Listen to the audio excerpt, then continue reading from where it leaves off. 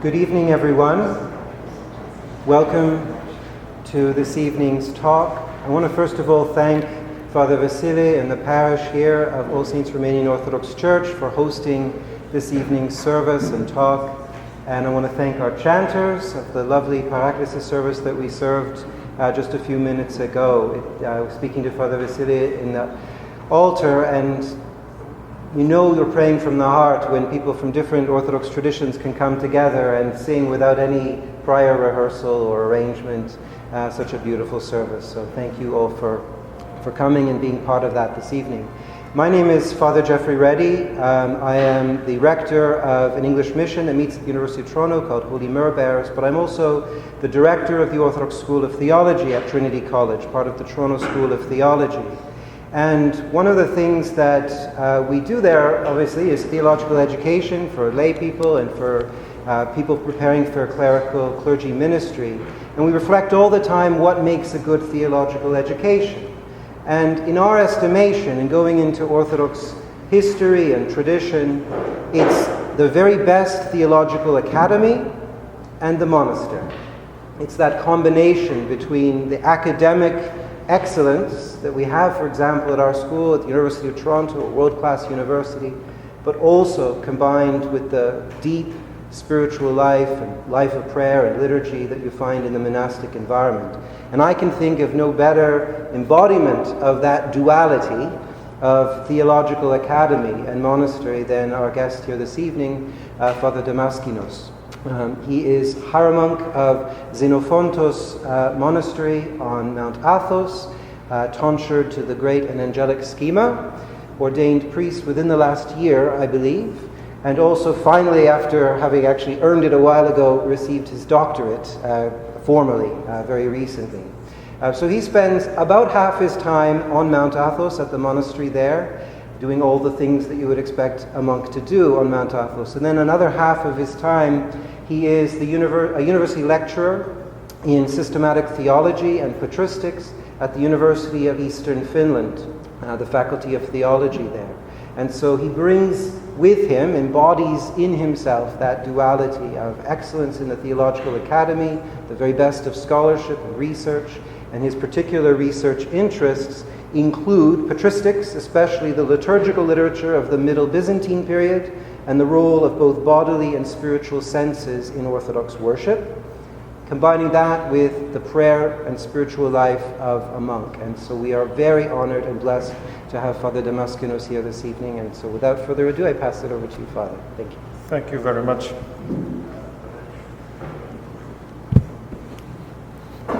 Can everyone hear me? Yeah. Thank you for the invitation to speak here at the All Saints Romanian Parish. As Father Jeffrey said in his introduction, I have a dual personality because I'm both a monk but also a critical academic researcher. Actually, my basic training is not in theology but in classics, so I've always had a very textual approach to things when it comes to scholarship. But now, as a monk, I get new ideas to the spiritual life that we live at the monastery. My doctoral dissertation that I published as a book 4 years ago dealt with the feast of the entrance of the Theotokos into the temple, which is celebrated on November 21st. And once I finished writing the book, I was convinced, after I had sent it to the print, that actually this feast is monastic in its nature. And it was not a surprise for me, because at the monasteries, the feast of the entrance of the Theotokos is a very much revered feast. And a lot of monastic tonsures, at least in our monastery, take place on the feast of the entrance of the Theotokos. So after I finished my PhD, I started to look more into the topic of the monastic Theotokos. Of course, in the monasteries we speak a lot about this topic, but as a scholar I wanted to find sources and the development in the textual history of this theme. So today I will present to you what is more a historical overview of this topic. I'm preparing a book that should be hopefully ready in the near future, on this theme, and I haven't finished the project yet, so I don't have answers to all the questions, but I can provide you some kind of overview about the development of this theme in Byzantium. And to start from my personal experience, as I said, I'm a monk in the autonomous monastic state of the Holy Mountain of Athos in Greece.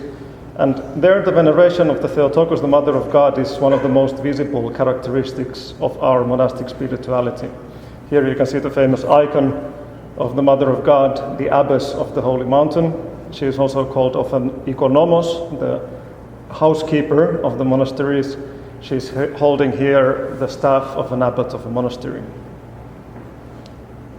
When I first visited the Holy Mountain more than almost 15 years ago, I was first given an icon that you can see here, and it is a modern work by the fathers of the Burazeri Brotherhood.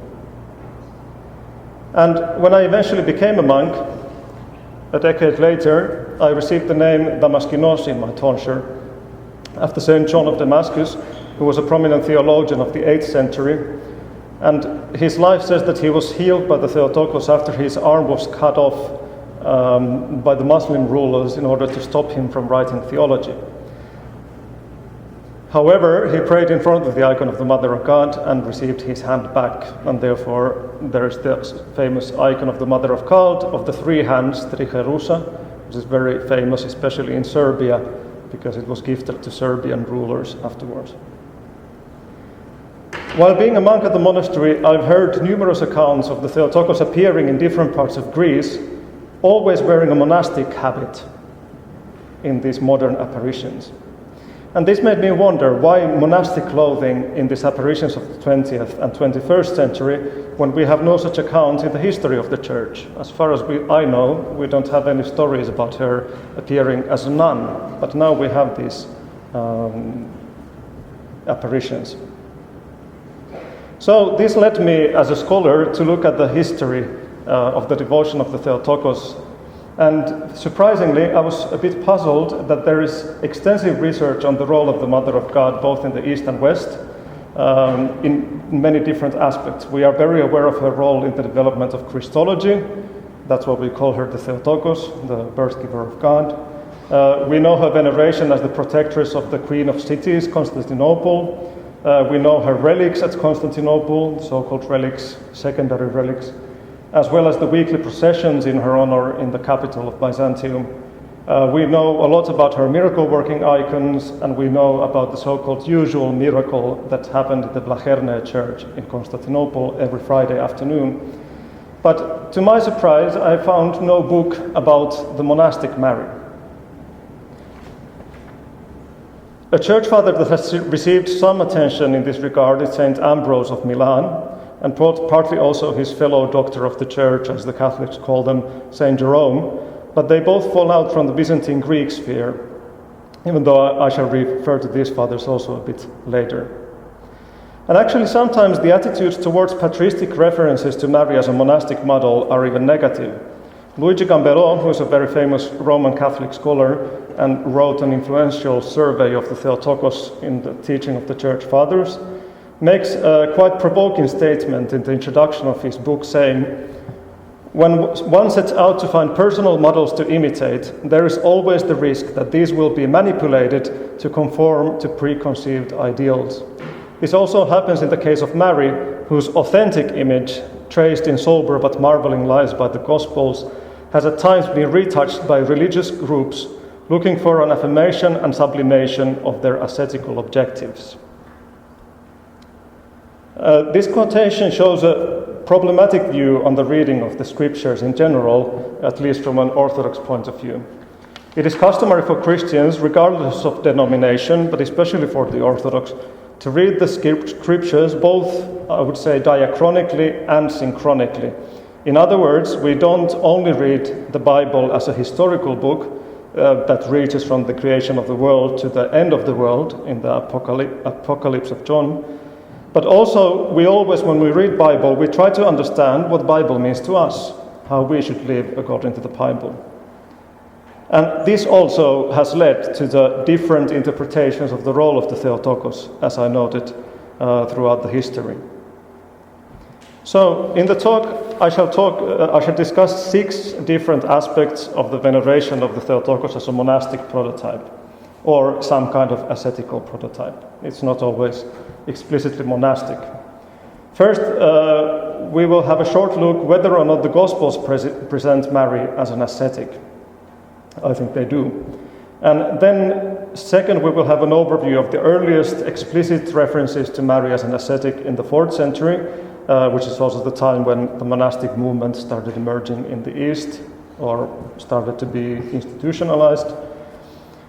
And then we will have a very short stop in the 5th century East, especially in the case of the Empress Pulcheria. And then we will look through iconoclasm, in other words, the destruction of icons and what Mary had to do with that. And then the 2 last topics bring us to the Holy Mountain, and especially perhaps the most famous Athonite theologian, St. Gregory Palamas, who lived in the 14th century. So in the short talk we will cover more than a millennium, but it will be quite an overview. One of the problems in compiling this history of the monastic Mary is that we have very scarce sources. We don't have a lot of books that would discuss Mary as a monastic model. We have a lot of books discussing her as other kind of model. So we have to kind of look like detectives for these small passages, small hints about this topic, and I am sure that they exist there. But first let us look at the Gospels. The most Marian Gospel of the 4 canonical Gospels in the Scriptures is the Gospel according to Luke. There is actually a Gospel prologue collection from the 4th century, which is directed against a heretic called Marcion, and it refers that Evangelist Luke was single and childless, full of the Holy Spirit, which means that he was an ascetic. That was a common rhetorical image of someone having attained ascetical perfection. So, in the early church, there was a tradition that Luke was an ascetic author, and it is quite clear from his Gospels that he is also particularly interested in bringing up the ascetic aspects of the characters of the Gospel stories. And if Luke was an ascetic author, we should also read Mary's role in the Gospels in a somewhat ascetical tone. When we reach the account of Christ's conception in Mary's womb, the Annunciation, we see that Luke offers emphasis on Mary's virginity, and as we know, virginity was even in pre-Christian times linked with ascetical struggles. And moreover, Luke describes that the Holy Spirit will overshadow Mary, something that was linked with charismatic ascetics even in the Jewish tradition, this saying that the Holy Spirit will overshadow you. And when Mary, after this miraculous event, goes and greets Elizabeth, she answers with calling her the Mother of the Lord. After this follows Mary's great monologue, the so-called Magnificat, as the Latins call it. We sing it usually in the Matins, which is from the 1st chapter of Luke. You can see the text here. My soul doth magnify the Lord, and my spirit hath rejoiced in God my Saviour. And this text has a few ascetical points.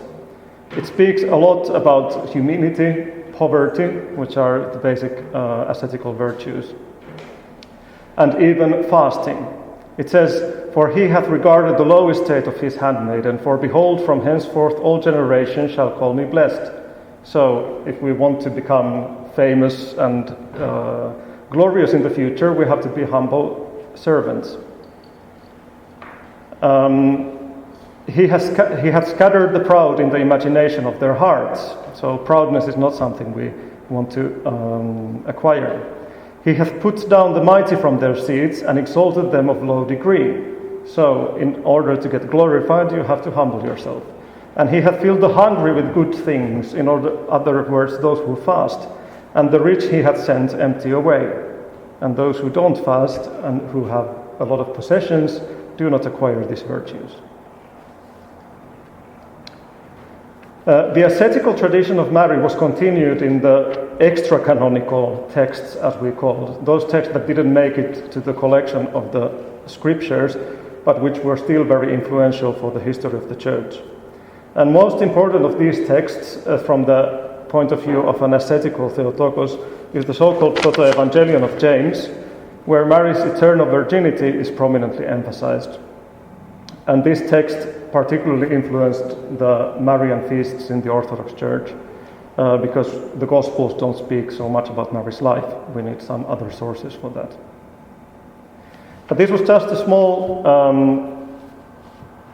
introduction to the topic of an ascetical Mary, but I shall now go on to the Eastern Fathers and what they say about it. So, Christianity always included ascetical dimensions, and as I said, there is also asceticism that predated Christianity, also in some Jewish communities. But the rise of monasticism from the 3rd century onwards, it resulted in the institutionalization of monasticism in the 4th century. Especially the Syrian branch of Christianity praised virginity and physical purity, and at the same time, the Church started creating synodal formulations of Christology, and also the emergence of the term Theotokos as an epithet of Mary appeared in the 4th century. By this time, the source that I just mentioned, the so-called Proto-Evangelium of James, that dates from the mid-2nd century probably, had become very widely known. And therefore, the early Marian treatises are very concerned with the doctrine of her virginity. But usually when we think about Mary's virginity, we connect it more with Christ's divinity and his miraculous birth rather than her ascetical struggles. Monastic literature, however, does not speak so much about Mary. There are a few passages in the Egyptian Desert Fathers where they refer to Mary and how they try to imitate Mary, but there are very few. It's not by any means a dominant theme. And for example, Evagrius, who was one of the most famous ascetical authors of the 4th century, does not mention her at all, as far as I know, in his works, except for some biblical commentaries. But we have some small evidence that Mary was considered a model for asceticism already from the 3rd century onwards. One of the most famous church fathers of the 3rd century, Origen, thinks that Mary's virginity is not only evidence for the divine origin of Christ, that his birth has to be miraculous, but also for conquering one's passions related to childbirth. In other words, conquering one's own sexual passions. Interpreting this allegorically, Origen says, every incorrupt and virgin soul, having conceived by the Holy Spirit in order to give birth to the will of the Father, is a mother of Jesus. Coming back to Mary, Origen makes a plea for her personal spiritual development, her study of theology, not in the academic sense of theology, but as knowledge of God, which is attained through personal asceticism. So Origen already said that if we want to become like Mary, like the Mother of God, we have to conquer our own sexual passions. There are some references to Mary as an ascetic model also in Syriac hymnography of the same period, but the most prominent author of this time from our point of view is Saint Athanasius of Alexandria, who was the archbishop in the early 4th century. During his time, ascetical lifestyle acquired a more prominent position in the society since martyrdom became less frequent. So in order to substitute martyrdom with something, people became voluntary martyrs, in other words, monks. Athanasius wrote his treatises on virginity to ascetics who lived in the city, not to the desert fathers or mothers who also existed at that time. Athanasius aimed at becoming the head of the ascetic movement in his hometown by aiding them to embrace the doctrine of incarnation. And this happened because Athanasius had a very big opponent in the same town called Arius, who disagreed with the idea of Christ's divinity. So, why did Athanasius suddenly start writing these treatises to virgins in the cities, saying that you should imitate Mary? Some scholars have suggested that when he says that Mary is actually the one we should imitate, he puts Mary and Christ to different levels. So, because Christ, according to the Orthodox doctrine, is God, he is something more than we are. He's not only a perfect human, he's also a perfect God. We should also, of course, imitate Christ, but we cannot imitate his divinity to the full extent. However, the person who imitated Christ to the most full extent a human being can do, according to Athanasius, was Mary. And because we and Mary are exactly the same, we are human beings, only true human beings, the closest model for us is Mary. And therefore, Mary to Saint Athanasius represented the first real ascetic. She was the perfect Christian who imitated Christ in the way it is possible for human beings. One of the problems in the writings of Saint Athanasius is that there's a lot of texts put into his name that deal with virginity. Some of them have been preserved only in translations, in Syriac or Armenian, for example, or Coptic, but we don't always know which one of these were actually written by Athanasius. Some scholars have suggested that Athanasius tried to promote Mary in the context of this anti-Arian theology. Was the reason that there was, in the cities, as I said, there was a lot of virgins who lived as ascetics in their homes. So, in order to collect these ascetics to support the Orthodox doctrine and not be tempted by the heretical Arian doctrine, Athanasius wanted to promote a female model for these female ascetics. So, in addition to being a perfect Christian, because she gave birth to Christ, she also was a woman, and this was a very important idea for Athanasius. She was a woman who learned divine secrets without the help of male teachers, he points out very many times. So you virgins here in the city don't need Arius to tell you what to do. Also the Theotokos learned herself. This theme of Mary absorbing the teachings of the Church alone without any male teachers is actually a very prominent one, and we will come back to this question later. So another reason why Athanasius was writing to these virgins in the cities was that many of these virgins, as I said, lived in their homes, and it was very customary for them to form so-called white marriages. In other words, relationships that, at least supposedly, did not include any sexual intercourse. They had marriages with men, but they never reproduced. But this became problematic from a pastoral point of view. There were abuses of these white marriages, and therefore Athanasius emphasizes that virginity is something more than a marriage, and it should replace marriage, and it cannot be compatible with marriage. So therefore, in these treatises about Mary's virginity and ascetical aspects, Athanasius emphasizes that Mary's marriage with Joseph was never fulfilled, but remained only a betrothal. And this was one of the reasons why he discouraged these virgins visiting the home from being married. In the 4th century, the cult of the Theotokos, if we would say, use this word, the veneration of the Theotokos in general, was in its very early phase. Nowadays we have a lot of hymns to the Theotokos, but in the 4th century it was still not very common. A much more prominent female saint, revered in the 4th century, was Thecla, who was also seen as a model for virginal life. But in the 4th century, the word parthenos in Greek, which means virgin, became not exclusively feminine. Male ascetics also started to be called with this word, virgin. When we read about Thecla, who was the most important model for female monastics in the 4th century, she is always used only as a model for females, while the Theotokos, on the other hand, because of her prominent role in the whole created world, seems to become a more universal model for asceticism, regardless of the gender of the ascetic.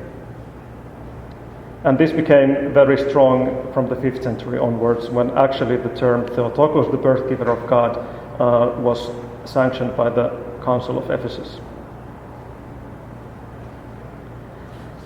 In the 4th century, in the West, there was much more discussion about the virginity of Mary compared to the East. And one of the key figures in this discussion was Jerome, who was a great promoter of monasticism in general. Before becoming a priest, Jerome lived as a hermit in Syria, devoting himself to ascetical struggles, and this can be seen from his iconography in the West.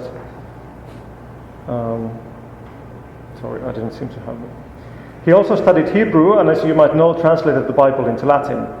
Then he had a public career, but he remained to be a great promoter of monasticism, and then persuaded some Roman aristocratic women, most famous of them being Paula and Melania, to take up monastic life. And these women were then sent to Palestine, and Jerome himself migrated to a monastery in Bethlehem in 386. Apart from his activities in the monastic circles, Jerome was also a great promoter of Mary. His work against the monk Jovinian, who represented an exaggerated view of virginity, and against Helvidius, who opposed the perpetual virginity of Mary, especially. Jerome made the basic arguments against the problematic passages in the scriptures, such as the accounts of Jesus' brothers, by claiming that this was a spiritual rather than a biological idea. Another prominent opponent of Helvidius was Ambrose of Milan, who likewise supported the idea that Mary never gave birth to any other child than Jesus, since sexual conception was inevitably linked with the consequences of the fall and sin. So because Christ has to be a perfect human who was not under the fall, the person who gave birth to him should not also be subjected to these consequences of the fall. In Ambrose's Treatise of Virginity, he presents the life of Mary, quote, as it were virginity itself, set forth in a likeness from which, as from a mirror, the appearance of chastity and the form of virtue is reflected. From this you may take your pattern of life, showing as an example the clear rules of virtue, what you have to correct, to affect, and to hold fast. And further, Ambrose numbers 6 different virtues that Mary attained: the secret of modesty, the banner of faith, the secret of devotion, the virgin within the house, the companion for the ministry of Christ, the mother and the temple. These 6 virtues that are numbered here, it is interesting that the first 3 refer to Mary's own secret spiritual life. The secret of modesty, the banner of faith, the secret devotion, something that happens only in her. While the 4 latter refer to her public life: the virgin in the house, the companion for the ministry of Christ, the mother at the temple. The virgin in the house sounds a bit weird to us, but this refers to the virgins who in the 4th century lived in their homes, which was very customary at that time. I said that some of these ideas of Mary seem to be part of a political debate between some persons in the 4th century, such as Athanasius and Arius. But this by no means should mean that we should reduce theological ideas only as political agendas. It's sometimes true that politics, dogma, and spirituality are intertwined, but especially reflecting to the later tradition of Mary's monastic aspects, it seems to me that there actually was a genuine attempt to imitate Mary's lifestyle, so it wasn't only a political weapon, so to say. But the most interesting thing is that after these few 4th century mentionings by Athanasius, by Jerome, by Ambrose, and some Syriac authors, there are no texts about the monastic Mary, as far as I know, before the 8th century when it reappears. So there's almost 400 years of silence. However, I think that the idea of a monastic Mary did not disappear.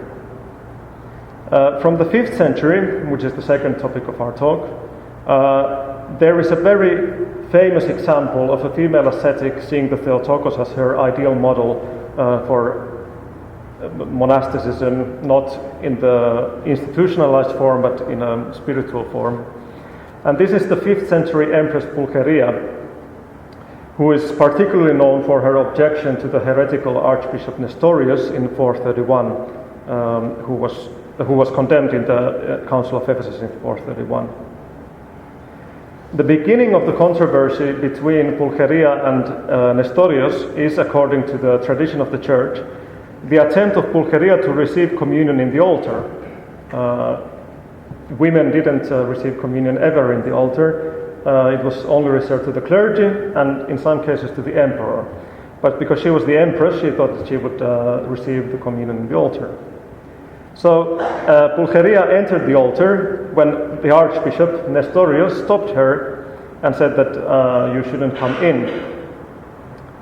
Pulcheria answered to Nestorius saying, "Have I not given birth to God?" Drawing connection between her and the Theotokos. She identified herself as Mary. And Nestorius answered her that you are rather the mother of Satan. And Pulcheria got angry about this answer, and then the schism between those two started. The church tradition also claims that Pulcheria is the one person responsible for the building of 3 important big temples in Constantinople dedicated to the Theotokos, and also for the placing of the secondary relics of the Theotokos in them. So her belt, her veil, and probably her robe. Some scholars say that there are no contemporary sources that would refer to this fight between Pulcheria and Nestorius, which doesn't exclude the possibility that it actually happened. But it's still very notable that Pulcheria, in this tradition of this story, is thinks that she is the Theotokos, and she is in many other sources called the Bride of God. And this is epithet that was used not only about ascetics, because there was a spiritual marriage between the ascetic and God, but also an epithet used for the Theotokos. So it seems to me that Pulcheria was actually imitating Theotokos in any case. And it seems to me that in Pulcheria's case, it was also important to see that she was imitating the Theotokos. She was the empress, she could have imitated Christ, because the emperor was seen as an image of Christ, but she decided to imitate the Theotokos. And at the same time, another bishop, who was also one of the main opponents of Nestorius, Proclus, has a homily where he promotes Mary as a model for a virginal lifestyle. So there seems to be this idea living also in Constantinople.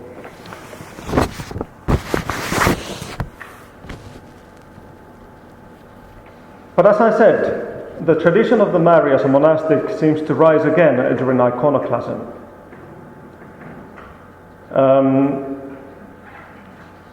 Between the case of Pulcheria and iconoclasm, there is not many clear mentionings of this idea. There is a text from the probably late 7th century called Life of Saint Mary of Egypt that is read on the 5th week of the Great Lent. It's often put in the name of Saint Sophronius of Jerusalem, but he probably was not the author. There, in the Life of Saint Mary, we hear that the Theotokos blesses her ascetical struggle in the desert, but it doesn't really say that Mary would be imitating the Theotokos. But in the 8th and 9th centuries, there was a new political and theological problem in the empire, the heresy of iconoclasm, which discouraged the use of images as a part of the Christian rite. There is much debate on the historical facts of iconoclasm. There have been some recent studies that say that the persecution of monastics was not as big as we often think, but some other scholars have criticized these studies. What we know is that during iconoclasm there was some kind of persecution of monastics. One of the other problems that is related to the question of iconoclasm is whether or not the veneration of the Theotokos was linked with the veneration of the icons. Some scholars have suggested that the iconoclasts were also opposed to the veneration of the Theotokos. But it is, in any case, we don't know exactly what happened, but it is clear that during iconoclasm there was a new big rise in the cult of the Virgin. A very famous Orthodox Mariologist, Mary Cunningham, has noted that some form of reassessment of the Marian cult, along with the veneration of saints and icons, was taking place in the 8th and 9th century, and a growing emphasis on Mary's human qualities is discernible in this period. In other words, her personal qualities, not the qualities that are related to her giving birth to Christ. And this, of course, includes her monastic aspects. We also know that during iconoclasm, the iconoclasts forced many monks and nuns to marry each other in order to undermine monasticism. So the emphasis of virginity as an ascetical form of Christian life through the person of Mary would also fit well in this historical context. We also know that one of the main iconoclasts, the Emperor Constantine V, was rebuked for his lack of reverence to the Theotokos. So there are many hints that would propose that the veneration of the Theotokos is linked to the veneration of icons. Some scholars have also noted that the rise of the cult of the Theotokos in the 9th century would also be a result of the changes in the social role of women in the Byzantine Empire. The empresses Irene and Theodora, who finally defeated iconoclasm, found refuge in the cult of Pulcheria, the empress that we just saw, and her cult was already by this time identified with the Mother of God. So there was also this idea of these empresses protecting the true faith against the heretics with the help of the person of the Mother of God. But let us now step aside from politics for a while and come to the ascetical world of liturgical celebrations. As I said, my doctoral dissertation dealt with the Feast of the Entrance of the Mother of God, which is celebrated on November 21st. It seems that this feast was born at this time period, during the iconoclast controversies. And my question was, after finishing my dissertation, why was this feast introduced in the midst of iconoclasm, or perhaps after iconoclasm? I cannot find any other theological reason for this other than the wish to promote Mary's role as an ideal ascetic. Because in the narrative of the entrance, Mary is brought to the temple as a 3-year-old child by her parents Joachim and Anna as a thanksgiving offering for the previous barrenness. Then Mary is accompanied into the temple by a procession of virgins who hold candles in order to attract the child to the temple with its light. Then she is received by the high priest Zacharias, and she steps into the Holy of Holies, where not even the high priest could enter but once a year, and then she is fed in the sanctuary by an angel. The theological interpretation of these events can be found in the narrative tradition, the so-called Lives of the Virgin, that again start appearing during this same time period, namely from the 9th and 10th centuries. And these Lives of the Virgin are the first so-called full biographies of Mary. And it is a literary genre that falls somewhere between Gospels, hagiography, and festal homilies. And there are also many of them that date from the post-iconoclast years. The narrative of the Proto-Evangelion of James, which was the older text that we saw that includes Mary's life, is in these Lives of the Virgin connected with the Old Testament prophecy of Psalm 44 that describes a royal wedding procession. But however, I think the idea of a virgin procession was associated by the Byzantine mind also with the numerous processions that took place in the Byzantine liturgical tradition. It is noteworthy that already in the 4th century Alexandria, where Mary was again linked with asceticism, as we saw, there was a practice of dedicating young girls to God. Moreover, it was customary to engage even small female children with their future husbands. There were also processions to churches where the so-called domestic virgins, the virgins who lived in houses, entered the churches together with their parents. All these practices of doing a procession of young girls to the temple, either alone or with their parents, reminds us very clearly about the entrance narrative, which is described as Mary's engagement procession with God in the narratives.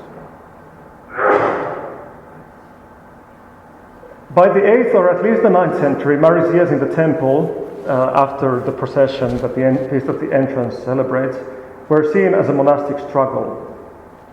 There is a Latin text from this time period called the Gospel of Pseudo Matthew, and it describes how she was an ideal nun.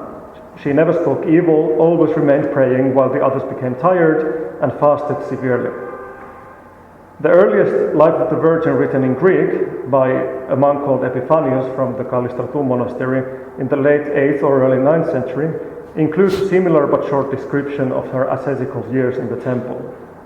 And it is noteworthy that this text was probably directed to Epiphanius' monastic brotherhood in the Byzantine capital of Constantinople, and he says in the prologue of the text, that I present to you the life of Mary as a model to imitate, my brethren.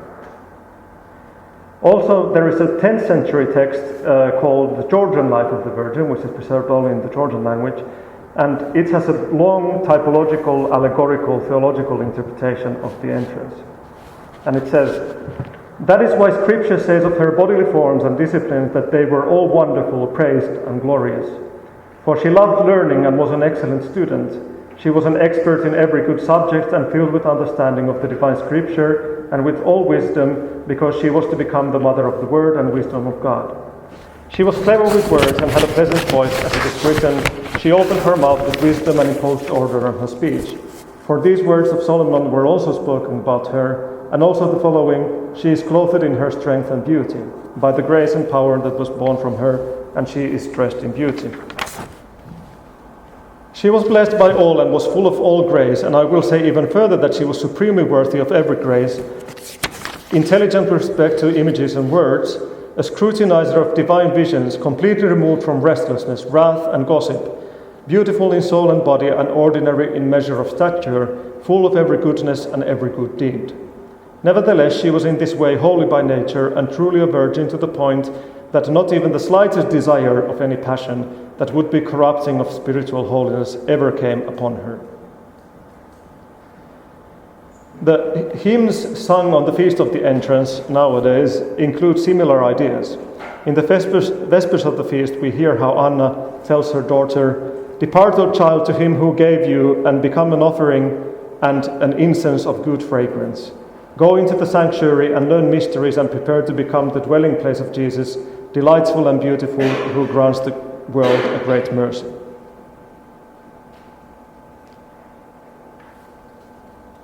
There's also a homily from this same time period by the Patriarch of Constantinople, Athanasius, who was a fervent defender of icons.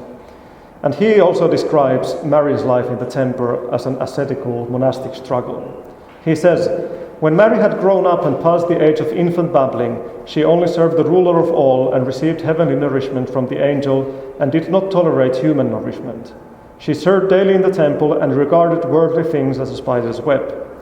She received heavenly richness and refused worldly possessions. She beheld daily in her spirit the joy of angels and proved to be above the worldly cares. She constantly beheld the Holy Spirit and invisibly chased away the hosts of evil spirits." As I said, one of the phrases used of ascetics in the monastic language is to call them brides of Christ. And as I also said, the same thought has been linked to Mary centuries before, when she began to be called the bride of God. The famous Marian hymn, the 5th or 6th century poem called Agathos, as well as a famous contagion on the Annunciation, written in the 6th century by Romanos Melodos, call her in the refrain unwedded bride. In a hymn on the entrance, Mary's entrance is described as a wedding procession, just like in Psalm 44. Today the temple receives you as a pure and truly beautiful bride, adorned with great glory, and introduces the symbols of your mystical marriage to God, arraying you in bridal finery, O undefiled one. This same idea can be found on the homilies on the Feast of the Entrance by George of Nicomedia from the 10th century, who describes how Mary was allotted to a blessed engagement in the events of the entrance. The entrance happened in the temple, and especially its sanctuary, the Holy of Holies. In the Jewish temple cult, the sanctuary was seen as the place where divine mysteries were transmitted and learned. In other words, it was a space of deification. An unpublished hymn of the entrance describes the sanctuary as a wedding chamber, as you can see here. Today the bridal chamber of the sanctuary and holy place is adorned and prepared for you, O Virgin, the one who is herself the greater bridal chamber of God, and is today adorned and cries out, "All works of the Lord, praise the Lord with hymns, and exalt him unto all ages." As we see in this hymn, Mary herself became the wedding chamber where humanity was wedded with divinity in the incarnation of Christ, but this required the union between Mary and the divinity through her personal sanctification that happened through her ascetical struggles in the temple. There are also some iconographic sources that would suggest that Mary was an ascetic. Here you can see a famous composition on the entrance, which is in an Athonite church called Protaton, painted by the famous iconographer Manuel Panselinus in the 14th century. In the icons of the entrance, the child Mary is always depicted wearing her normal attire, not children's attire, but her adult attire. The purple or violet garment together with a headscarf, as she was an adult, even though she is small in size. One could, of course, say that the fact of Mary being dressed up as an adult would be a symbol for Mary's matureness. There is a hymn sung on the Feast of the Entrance that says that she was 3 years old in flesh, but many years old in spirit. But I think the more important detail is the contrast between her veil and the uncovered heads of the virgins accompanying her. So there are some virgins that are taking Mary in the procession to the temple, and most of them are not wearing a veil. So why is Mary wearing a veil but being a child? I think she represents both adulthood and childhood, and her clothing implies that she would be married, even though she participates in the procession of unmarried women. We know that at least in the early 2nd millennium Byzantium, it was customary for young and perhaps unmarried women not to use headscarves and hats, but they rather exposed their hair and wore a diadem on it, as you can see in the icon. But there's also one other explanation for the veil. Maybe it's not the veil of a married woman. Maybe it's a monastic habit. Even Athanasius advised virgins to cover their heads with a veil in the 4th century, and by the Middle Byzantine times, when this feast emerged, it was a standard for the female ascetics to cover their heads. And as we know nowadays, nuns always covered their heads. But why do not the other virgins wear a scarf, even though they are also virgins in the temple? I think this refers to the idea that Saint Athanasius of Alexandria already brought up, that Mary was the first real Christian ascetic. She was the first real Christian nun. Her asceticism was possible only because of the incarnation of Christ, and therefore all these previous ascetics were not yet true nuns. And maybe then this is what is emphasized in the icons when Mary is wearing a veil, that she is the first nun.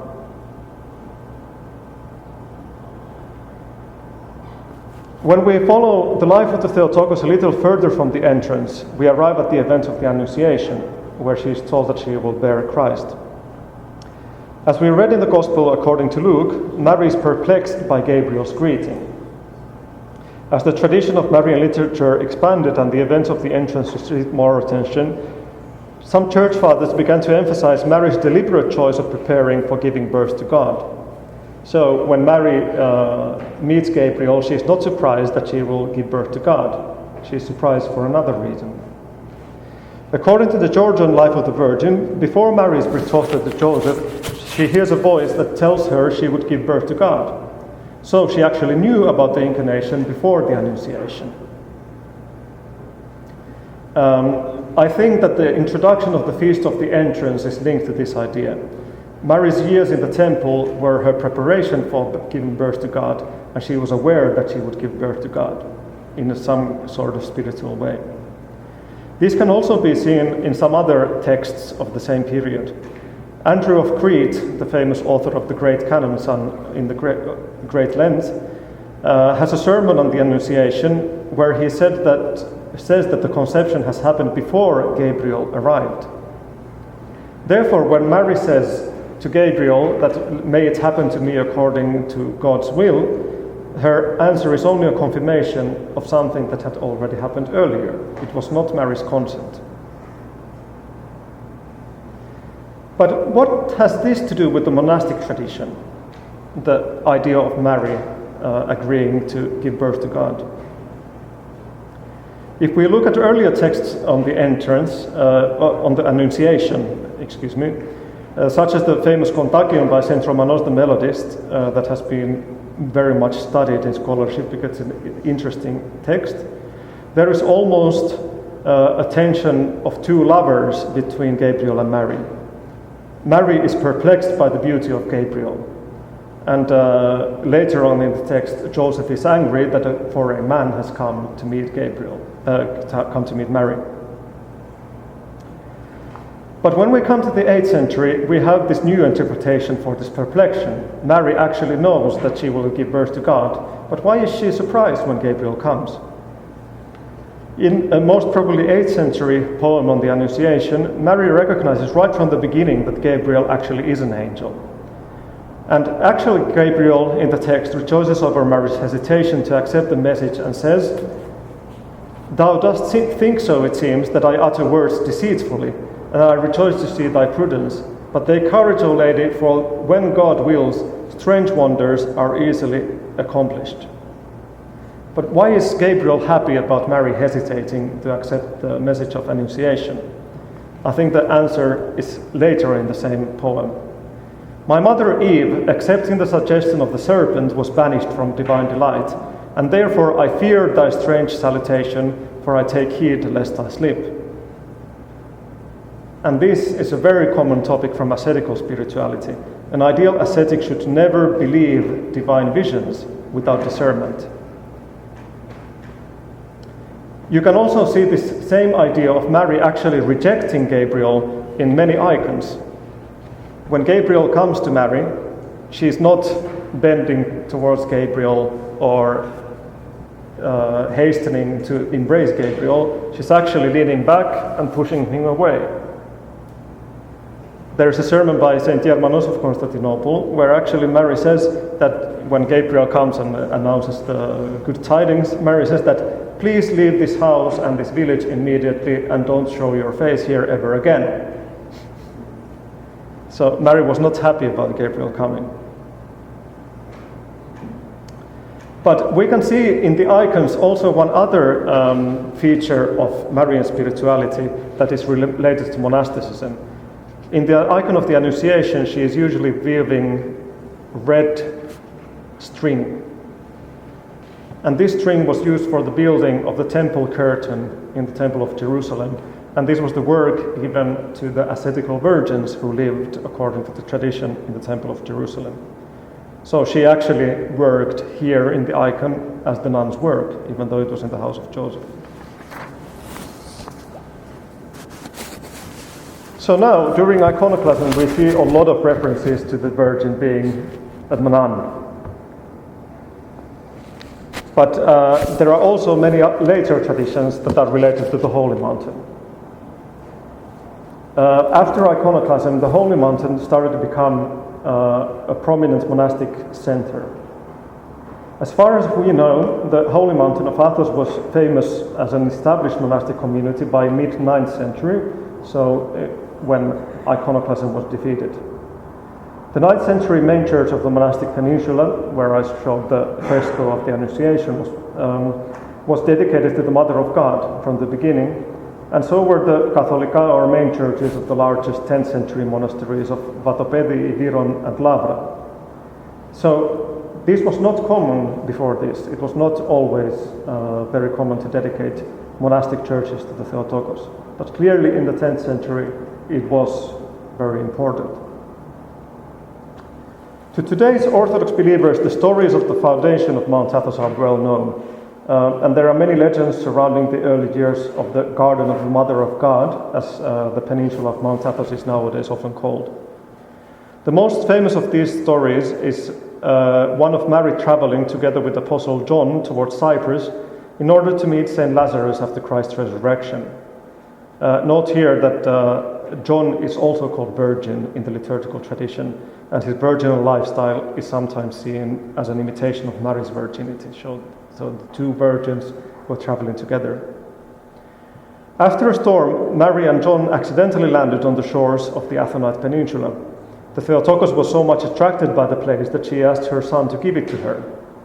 After this, a voice from the heaven said, "Let this place be your inheritance and your garden, a paradise and a haven of salvation for those seeking to be saved." Consequently, the Theotokos herself evangelized the pagans living in the peninsula. The story continues during the years of Constantine the Great, when he was establishing monasteries in the garden of the Theotokos, as did his followers Theodosius and Pulcheria, who was already discussed earlier as a commissioner of churches. Archaeological evidence does not support the existence of monasteries from such an early era. Another characteristic of Athonite spirituality are the numerous miracle-working icons of the monasteries. Their arrival in the monastery is also usually described as miraculous. Most of these written accounts that connect the Holy Mountain with the Mother of God can be grouped under the title Patria of the Holy Mountain. And most of these texts appear as late as in the 15th or the very early 16th century. Some scholars have suggested that the reason for the emergence of these stories on the foundation of the peninsula by the Mother of God herself can be explained by the new political situation. Suddenly, after some centuries of flourishing monasticism, the monasteries found themselves under an alien and, most importantly, non-Christian rule of the Ottoman Turks. This led to the decline of many monasteries and the introduction of the so-called idiorhythmic monastic rule to most of the monasteries.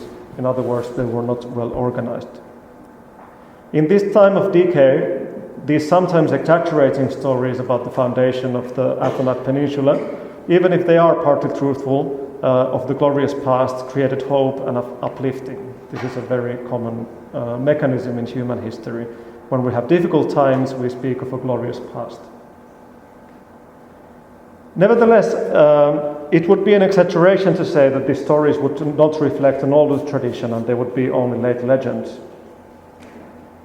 When the earliest Athonite ascetic known by name, St. Peter the Athonite, lived on the mountain in the 9th century, he received, according to all possible sources we possess on his life, a revelation from the Mother of God, who promises him to protect the Athonite ascetics.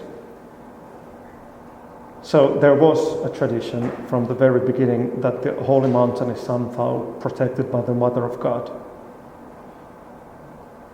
The history of the foundation of the Holy Mountain requires still a lot of scholarly research. There is not much studies actually on the topic, so we cannot say much more about the veneration of the Theotokos in the early phases of Athonite monasticism. But, as I mentioned, there is a famous Athonite theologian, St. Gregory Palamas, who later on became the Archbishop of Thessalonica, and he writes a lot about Mary's ascetical virginity. As you might know, there was a debate in the 13th and 14th century Byzantium about the movement called Hesychasm. This monastic idea of spirituality emphasized the role of inner silence and unceasing prayer, usually in the form of the Jesus prayer, Lord Jesus Christ, Son of God, have mercy on me, a sinner. Gregory Palamas was the main promoter of the movement of Hesychasm, and his disputes with the famous claimed Western monk Varlam have become an important part of ecclesiastical history. As I said, Gregory was a monk of the Holy Mountain, and he has a sermon where he refers to the apparition of the Theotokos to St. Peter the Athonite, the first Athonite ascetic. Therefore, we explicitly know that Gregory continues the tradition of the Theotokos being the protectress of the Holy Mountain. Perhaps the best introduction to Gregory's theology is actually his homily on the entrance of the Mother of God, his homily 53. It's a summary of Gregory Palamas' hesychastic thought. In this sermon, he emphasizes that Mary's virtuous life, in other words, the participation from God's energies, as Gregory says, was not only a result of her role in the Incarnation, but also because of her ascetic life in the temple before the Incarnation. He crystallizes the significance of the ascetical years of the entrance as follows. Thus, looking for this, the Virgin found the sacred ησυχία, silence, spiritual silence, as her guide, the rest of the mind and universe, then for the forgetting of earthly things, the initiation of things above, the preserving of thoughts towards better ones. And thus those monastics, purified in their hearts through sacred ησυχία, perceiving God in theoria. Theoria is spiritual contemplation. A concise demonstration of this is the Virgin herself, who was dedicated to ησυχία since, let us say, her infancy. From everyone, only she, having practiced ησυχία marvelously since her childhood, gave birth to the God-man Logos without knowing man. So in this passage, Gregory Palamas considers the preparation of Mary to take place through hesychastic practices.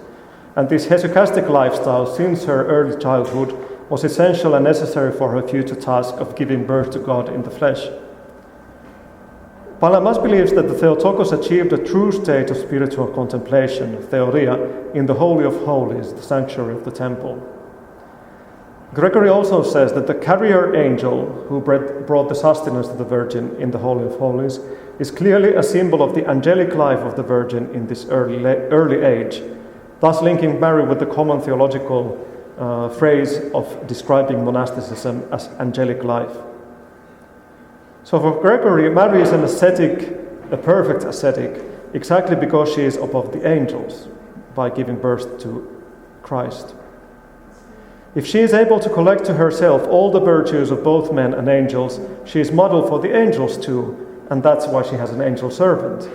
If monks live angelic life, they have to be imitators of Mary through the angels as well, says Gregory.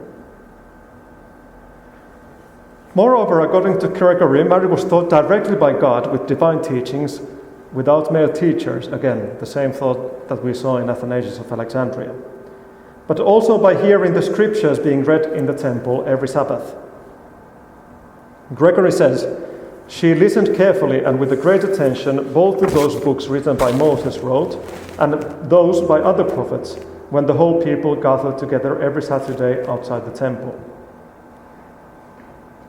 And Gregory later on says, she did not show that her soul could be conquered by studying with teachers. It was the same idea as Athanasius of Alexandria had. On the contrary, since she gave her ruling mind to God for complete obedience, she rejected completely the teachings of men, and therefore she received abundant wisdom from above. Palamas sees Mary's role as the intercessor of the whole world as a result of her monastic struggles, not only her role as a mother of God. This is how she forced her nature, as we say in the monastic language. I could speak much more about the role of the Theotokos in Palamas, but I'm afraid the time doesn't allow it. I shall only mention that since the establishment of the Athanite monastic state in the 10th century and after that, the Marian devotion of the peninsula has reached its height and remains so up until our days. Nowadays, in every monastery of the Holy Mountain, we have at least one so-called miracle-working icon of the Mother of God. And most of these icons are accompanied with miraculous stories of their arrival in the monastery or other relevant miracles. In my own monastery, Xenophontus, we actually have two miracle-working icons of Mary, one of which is venerated and called the Yitria. I have a picture here. It was first located at the monastery of Vatopedi, but in 1730 it appeared in our monastery. And then the fathers of Vatopedi first accused our brotherhood of stealing the icon, and then they took it back. But after the icon appeared in our monastery once more, the fathers of Vatopedi were content with the situation and decided to leave it there. And nowadays we have a tradition that on the feast of the icon on the first Sunday of October, the fathers of the Vatopedi monastery come to sing the service together with us, and they bring oil and candles to be burned in front of the icon. In the Holy Mountain, the Theotokos also holds a special position in the liturgical life of the monasteries. Compared to the normal rites of the Orthodox churches, we have many additional elements that emphasize the Athanite monks' love towards Mary. Especially this period of the Dormition fast that we are now living is a special time of devotion to Mary in the Athanite monasteries. But perhaps most prominently, the role of Mary appears in our everyday talk and in our relation to her. A common wish to pilgrims leaving the monastery is, may the most holy, by most holy we mean the Theotokos, be with you. As the Holy Mountain is forbidden for women, we call Mary our mother, our only woman, the person among humanity we respect the most. And therefore, in many monasteries, it is customary to ask for her blessing for any important events, most commonly by venerating her icon, or as they do in some monasteries, celebrating monastic tonsures in front of the icon of the Theotokos, who is the real abbess of the Holy Mountain. So, today I have provided you with a rather sporadic image of the monastic Mother of God, as we have seen. The idea of an ascetical Mary starts from the Gospels. It was particularly present in the thought of Athanasius of Alexandria, but then especially in the iconoclast controversy and also in Athonite spirituality. In order to fill in all the gaps in the story, we have to do a lot of research still. I hope to do it in the near future. And we still have a lot of texts that deal with the life of the Theotokos that have not been published. This is one of the big problems we have in doing this task. For example, there is a very extensive life of the Virgin from the 10th century, written by an author called John Geometres, and it still remains mostly unpublished, even though I know it's been prepared now for publication. We also have a problem that we don't know so much about the textual history of many of the texts. We don't know their origin, we don't know their geographical origin, we don't know those who wrote them, so it might be a bit tricky to make a coherent history of this thing. But in the course of this project, as I said, I hope to fill in the gaps. But before I finish, I want to come back to the first question I had in my talk. Why did the Theotokos appear in the 20th and 21st century as a monastic?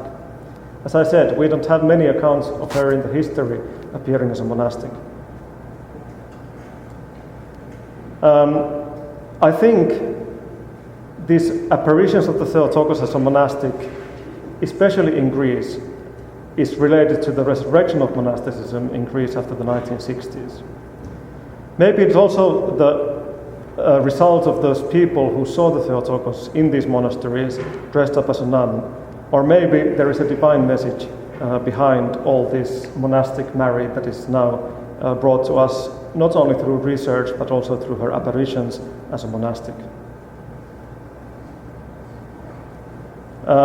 It might be an impossible task to answer all these questions, as I said, because the Theotokos is so multifaceted. The Theotokos became popular in Byzantium because she was everything for everything. She was the protector of mothers, she was the protector of virgins, she was the protector of men, she was the protector of women. And she was the vessel of grace, she was the depth of miracles, the source of all good things. She was the sanctified treasure, ever virgin, called by many names, as Saint Athanasius of Constantinople says. This was everything I had for today. If you have any questions or comments, I can try to answer them. I can't promise anything.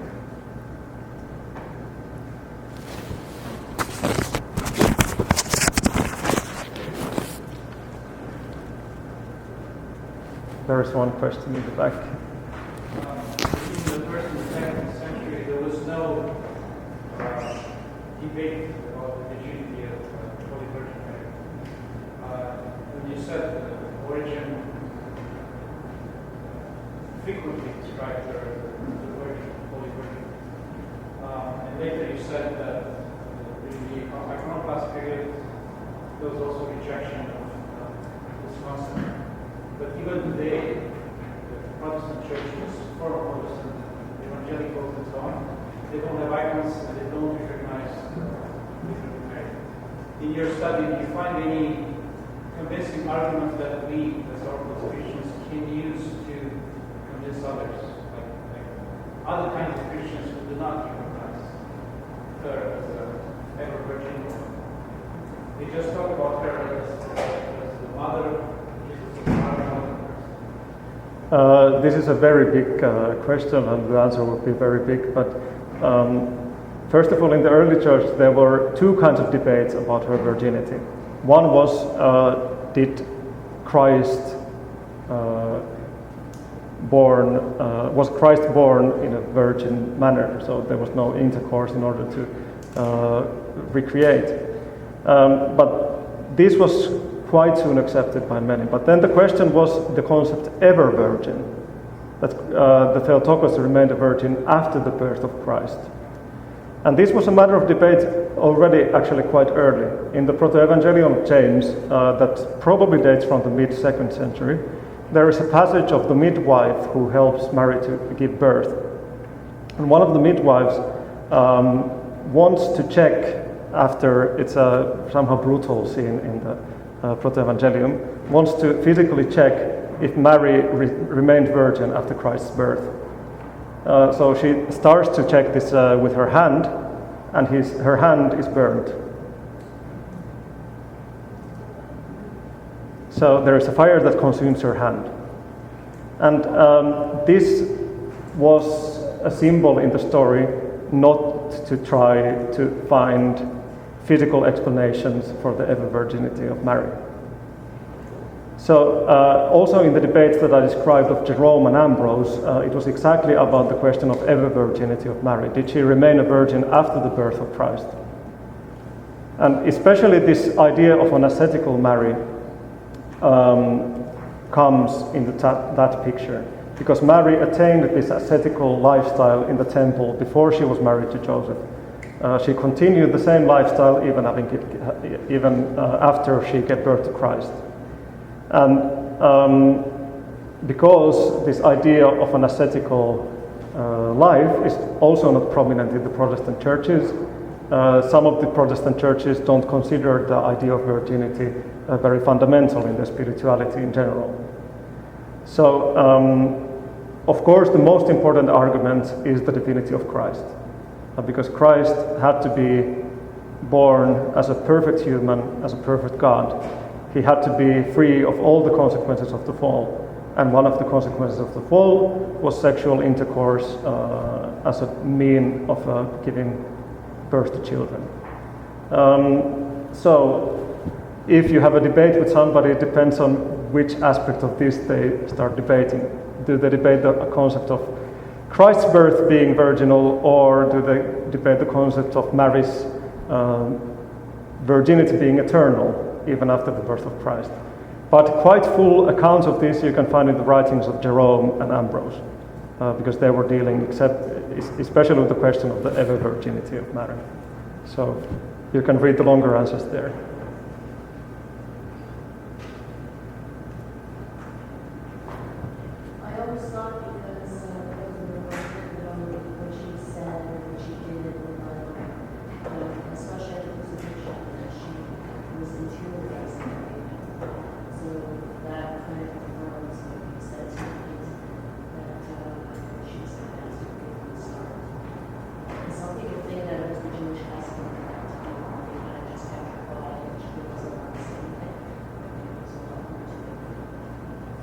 In the later tradition, for example, in this Georgian life of the Virgin and in some sermons of the Church Fathers, Mary was everything but passive during the Passion of Christ.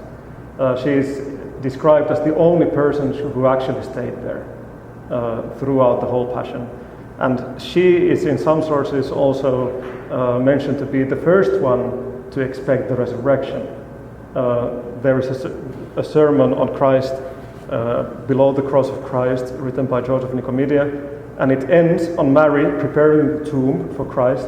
It's actually Mary in that narrative who prepares the tomb. She goes to Joseph of Arimathea and says that you should now purchase the tomb and we should bury Christ there, but Mary is the one who has all the lead. And when Christ is buried in the grave, Mary stays outside of the grave to wait for the resurrection. So she knew about the resurrection according to this narrative. Also, in many of these stories that talk about Mary in the Passion of Christ, there's a lot of discussion about the phrase when Christ says to John that this is your mother, and to Mary that this is your son. We often read this phrase as a kind of adoption. So that now that Christ is leaving, Mary needs a son to take care of her, so John is assigned the son of Mary. But this is not how many of the church fathers interpret this passage. They say that actually Christ appoints Mary as his follower. George of Nicomedia says that Christ said that you shouldn't call anybody your father, but he never said that you shouldn't call anybody your mother. And now Mary is your mother, and you are her disciples. And this is why in many ascension icons, for example, we have the Theotokos in the middle of the disciples, below Christ, who is ascending to the heaven, which means that Christ leaves her to lead the disciples. And therefore, we, in the life of the church, we often call Mary the church, because through her humanity, we are a part of Christ's humanity. Did you say at the beginning you published the book? I'm preparing a book on this topic, but it's still in construction, under construction, sorry.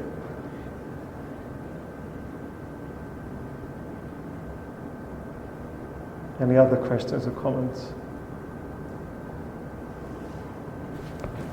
So I want to ask some interesting question. Because I come from the Muslim country, right? I know a lot of the story that Saint Mary Theotokos is depicted mainly in the Muslim story. You see the Akbar, they have a lot of Mary like what the story of Mary of the Christianity. But my question is why they thinking is very differently, and why if they see that this is come from the Christianity, maybe why they didn't have like a monasticism, but they thinking that in the opposite, that we are like a worship Saint Mary as the Trinity. They thinking like that. That's my question. I'm by no means an expert of Islam, but I can say you an interesting detail from the Quran. There's a surah on Mary in the Quran, as many of you perhaps know. And actually, the Bible doesn't mention anything about Mary's entrance into the temple as a 3-year-old child, but the Quran does. It says that she went to live in the house in the east, which is the temple of Jerusalem. And it seems that even the Quran had this idea of an ascetical Mary. And it was one of the reasons for the virginal birth of Christ. They believe in the virginal birth of Christ in some sense. Of course, they don't believe in Christ's divinity. He was just a prophet. But the idea of Mary being ascetical and this enabling the virginal birth is even apparent in the Quran.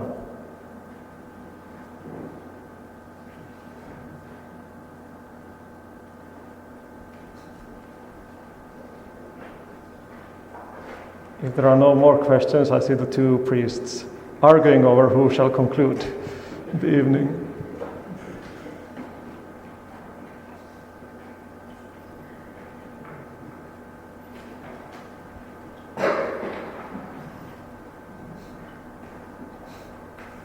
Ready? Yeah, waiting for you.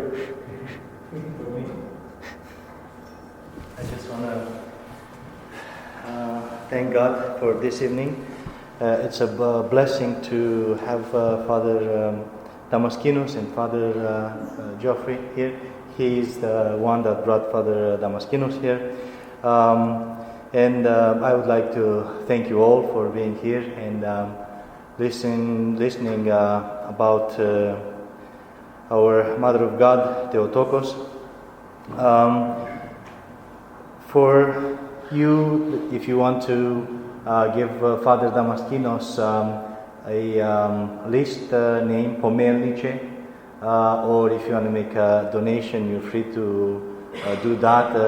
We're going to place a basket in the back so we can cover, his, transportation and other costs. Thank you so much, everyone, and Father, thanks again. Thank you. And whenever you come back to Canada, do not hesitate to visit us. All right? Thank you so much. Thank you. Thank you.